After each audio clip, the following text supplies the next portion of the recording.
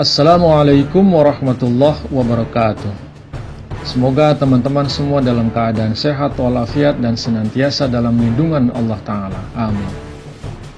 Video kali ini akan mengisahkan tentang satu pengorbanan luar biasa dari sahabat Thalhah bin Ubaidillah radhiyallahu an dalam melindungi Rasulullah SAW dalam perang Uhud. Sebelum dimulai, kami ucapkan terima kasih kepada teman-teman yang sudah subscribe. Bagi teman-teman yang belum, silahkan subscribe channel ini. Dan selamat menyimak video ini hingga selesai. Thalhah bin Ubaidillah radhiyallahu an termasuk 8 orang yang paling awal menerima Islam, termasuk 5 orang yang menerima Islam dengan perantaraan Abu Bakar radhiyallahu an, termasuk 10 orang yang diberi kabar suka bahwa mereka calon ahli surga. Beliau juga termasuk salah satu anggota komite syura yang dibentuk oleh Khalifah Umar radhiyallahu an. Jabir bin Abdullah meriwayatkan bahwa Rasulullah SAW bersabda, "Siapa yang ingin melihat seorang syahid yang berjalan di muka bumi, maka lihatlah Thalhah bin Ubaidillah." Kemudian Sayyidina Ali meriwayatkan, "Dua telinga saya sendiri mendengar Rasulullah SAW bersabda, Thalhah dan Zubair akan menjadi 2 tetangga saya di surga." Dalam perang Uhud, Thalhah bin Ubaidillah setia melindungi Rasulullah SAW sehingga tangan beliau terluka parah sehingga mengakibatkan cacat. Perang Uhud terjadi pada tanggal 7 Syawal 3 Hijriah atau 22 Maret 625 Masehi, terjadi kurang lebih setahun lebih seminggu setelah Perang Badar. Disebut Perang Uhud karena terjadi di dekat Bukit Uhud yang terletak 4 mil dari Masjid Nabawi dan mempunyai ketinggian 1000 kaki dari permukaan tanah dengan panjang 5 mil. Pasukan Islam berjumlah 700 orang, sedangkan pasukan kafir Quraisy berjumlah 3000 orang. Rasulullah SAW menempatkan 50 pemanah di Bukit Ainain yang dipimpin oleh Abdullah bin Zubair radhiyallahu anhu. Rasulullah SAW memerintahkan pasukan pemanah itu menyerang musuh dengan anak panah mereka. Dan apapun yang terjadi, mereka tidak boleh meninggalkan pos mereka.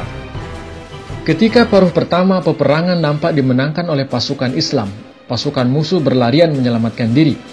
Melihat kemenangan itu, pasukan Islam yang ada di atas Bukit Ainain, sebagian besar mereka turun dan bergabung dengan pasukan tempur yang ada di bawah.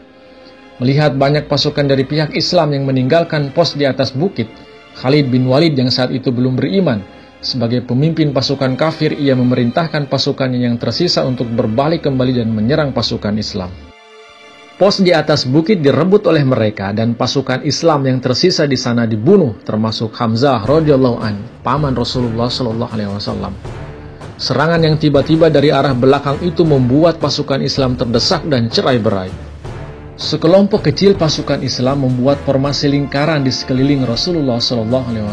Salah satunya adalah Thalhah bin Ubaidillah. Seluruhnya tak lebih dari 20 orang.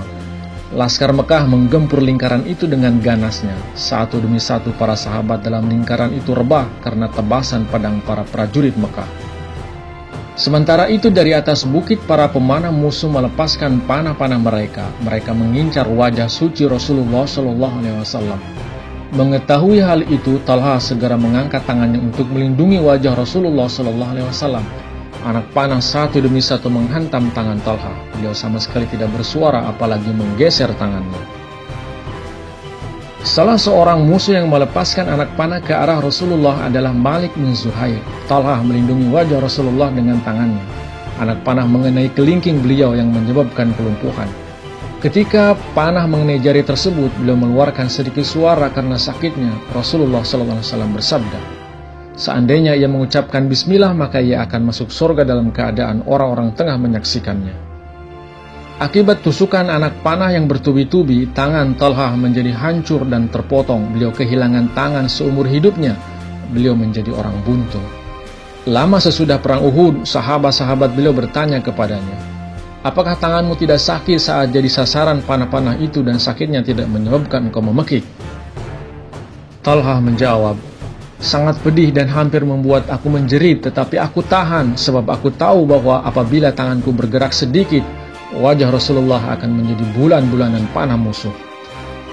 Qais bin Abu Hazim, salah seorang saksi mata menuturkan, saya melihat keadaan tangan Talha bin Ubaidillah pada saat perang Uhud yang kemudian lumpuh karena digunakan untuk melindungi wajah Rasulullah SAW dari tembakan anak-anak panah. Talha bin Ubaidillah radhiyallahu an rela menjadikan tubuhnya sebagai tameng demi melindungi Rasulullah SAW. Demikianlah sepenggal kisah heroik dari sahabat mulia Talha bin Ubaidillah radhiyallahu anhu. Semoga bermanfaat. Terima kasih. Assalamualaikum warahmatullahi wabarakatuh.